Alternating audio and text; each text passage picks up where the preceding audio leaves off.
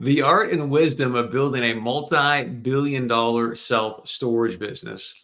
Hi, I'm Chris Berg, host of the Commercial Real Estate Report. I recently had a tremendous honor to sit down with a gentleman, a 60-minute, very powerful conversation, and talk about his keys to success. This is a person who has built an incredible self-storage business, nearly $3 billion in total capitalization, almost 200 self-storage sites in multiple countries, been in the business for 20 plus years. So tremendous amount of success within this industry. And so I want to share with you really some of the key principles that jumped out in our conversation that he attributes his success to.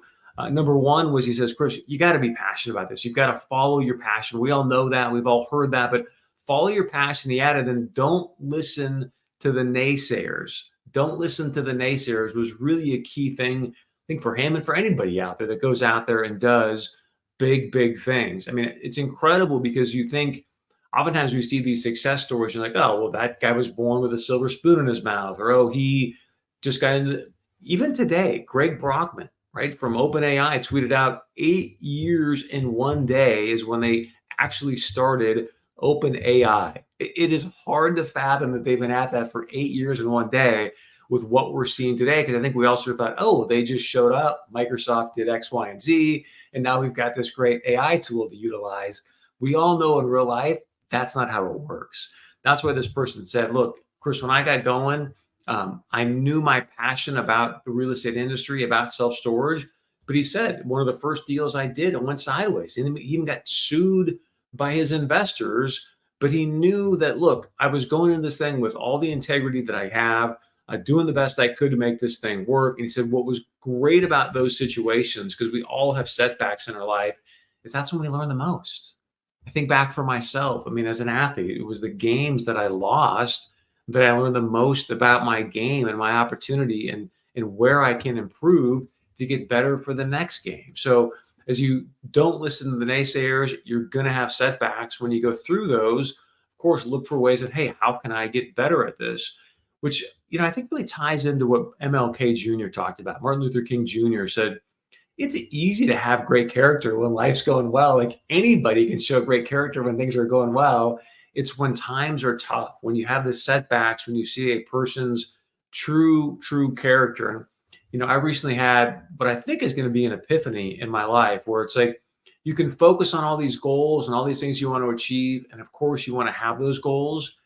And I really believe in the principle, you reap what you sow. I really believe that, hey, if you can go out and you can do unto others as you want done unto you, have great character, typically in life, things are going to fall into place as long as you're focused on doing things with outstanding character. So be passionate, don't listen to the naysayers, and continue to move in a direction that's going to improve your character. I think a really interesting analogy for this is, if you look at from a character perspective, is if you look at Michelangelo talking about the statue of David. We all know this story, right? But I think it's the same thing for us humans in life, where you think about what Michelangelo did is he says, hey, I just chipped away at the marble that wasn't David. It's the same thing with us and our character. We just need to chip away at the things that we no longer want to be a part of our character to show up in the absolute best person that we can, which is great for our family. It's great for our friends. It's great for our business. And if you're in real estate, this is a very relational business. So be passionate. Don't listen to naysayers. Principle number one. One that he chose to spend a decent amount of time on, and I think it's a really interesting approach to his success. He goes, Chris, worry about what you don't know. Like, he really was like, this was very important to me and to what we're doing to be successful in this industry, because there's so many variables, obviously, within the real estate business. So he goes, I'm always sitting around worrying about what I don't know. And how I heard that was sort of Warren Buffett's margin of safety, doing deals, buying sites, whatever it might be, doing loans, which I've got a good story I'll share with you about that in a moment. But try to give yourself as much margin of safety as possible. In fact, he said, Chris, whenever I go in and do a deal, I always make sure that there's not just one thing that can take me out. I try to give myself as many different variables as possible that, hey, if these things go awry, this deal can still work. And I want to share with you a quick anecdote, kind of in this vein, where he said, Chris, I was putting together a big deal, He had moved out of the country for a while. Business was going really, really well. He was going to get an $80 million loan. He ended up getting 110. The deal looked fantastic. He's getting ready to close, and all of a sudden the bank calls him up and he's like, excuse me, sir, but we are going to actually not give you as much money, and we're going to raise the rates. He's like, what are you talking about? This deal was already done. How can you do this to me? He ended up following through on that loan, but he did say with that bank, okay, here's the deal. Pun intended.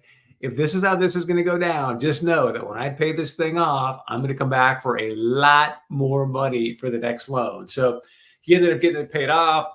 He's built a great relationship with that bank. But again, it could have blown up.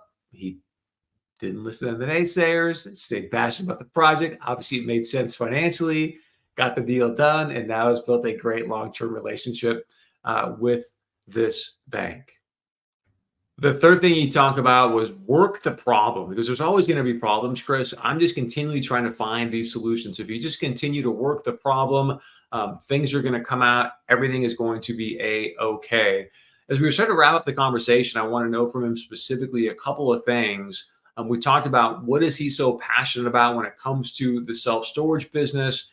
And then I also talked with him about the blue ocean, red ocean strategy. So if you're not familiar with that, do yourself a favor and become familiar with the blue ocean versus red ocean strategy. So his passion about self-storage is really, he's like many of us. He's just a builder. He's like, Chris, I love the idea of being able to sit down, put something on the back of a napkin, and then poof, go out and start creating that in the real world. So that's his passion, just is about building as a whole. And that's why he obviously is so successful in the world of real estate.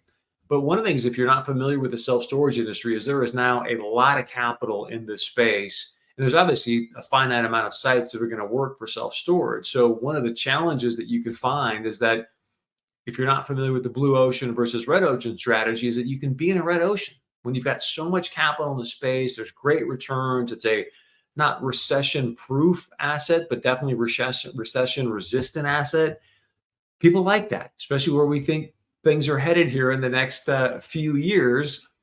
So we talked about the red ocean strategy. Essentially is, look, if you're going to go and compete with everybody else, it's like being in an ocean of sharks, thus the red ocean. So try to build a category of your own that can put you in a blue ocean. There's no sharks. Nobody knows about it. And you can swim as much as you want, as pleasantly as you want. And so I don't want to give away his blue ocean, but I did ask him, do you have a blue ocean strategy in this business with so much capital going on right now?